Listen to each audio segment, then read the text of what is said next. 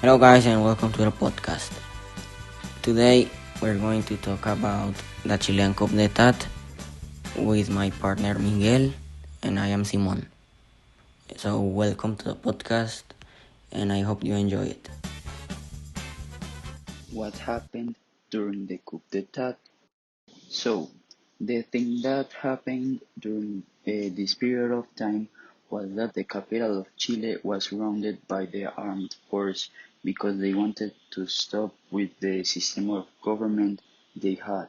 But at the beginning of this presidency, it was very difficult because the president was one of the first leaders to be elected by popular vote. This government affected a little bit the United States because of the ideas this president implemented in Chile.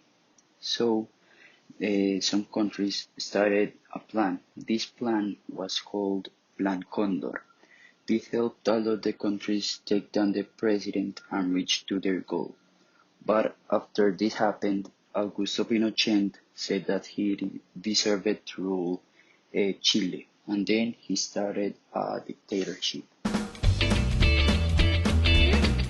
The causes of the coup d'etat was pretended to be the activities of the US spies, like the CIA agents getting in close contact with Chile's military force and the US government spending $8 million to destabilize Allende's government by funding opposition groups to create anti-Allende propaganda.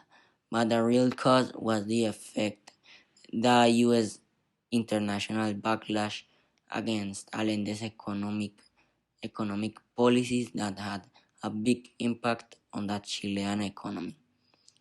The US got involved in Chile's government because Chile got into an international business like the US copper, so the president didn't like that a communist would benefit from his country.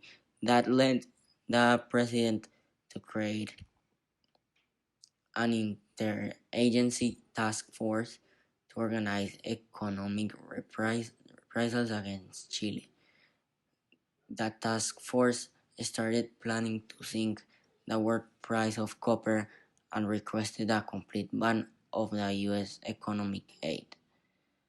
After that, the World Bank was pushed to end all loans to Chile, and other banks turned their back against the country as well.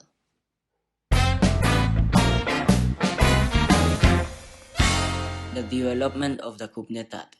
So the president of Chile was the first Marxist president elected by popular vote because of his proposals that captivated the majority of the Chilean population. Some of these ideas were the nationalization of copper mining, agrarian reforms, health reforms, educational reforms, and also the nationalization of the bank. On September 11th of 1973, the military forces of Chile surrounded the capital of Chile and they were attacking many people and also important buildings in Chile like El Palacio de la Moneda. They did this because they did not agree with the ideas the president was implementing in Chile. So, in this time, militaries and also Chilean people that were dissatisfied with the system of government did a coup, which was called the coup d'etat.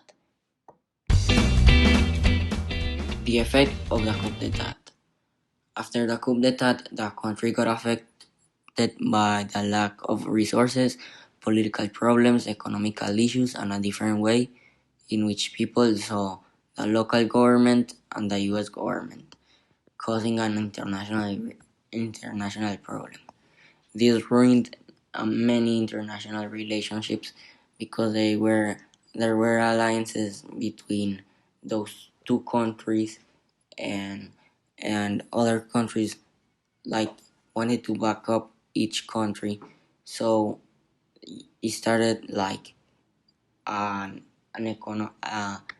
relationship problem between the countries that were allied or or supported Chile or the USA. What was happening in other parts of the world when this happened? Okay, so as we already said before, some countries were being affected by the system of government in Chile.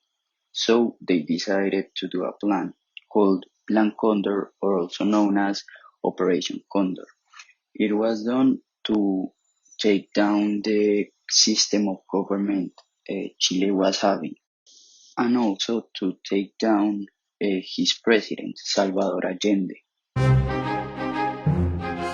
Now we are going to talk more about the Operation Condor. Okay, so this operation was split in three different phases, called first phase, second phase, and third phase. So the first phase. This phase was done for different countries to get in contact. Like that, they could know how could they move and what could they do to continue with their plan.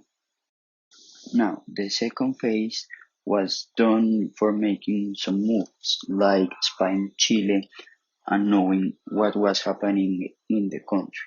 Like this, they could know what was the best thing they could do to proceed with the next phase.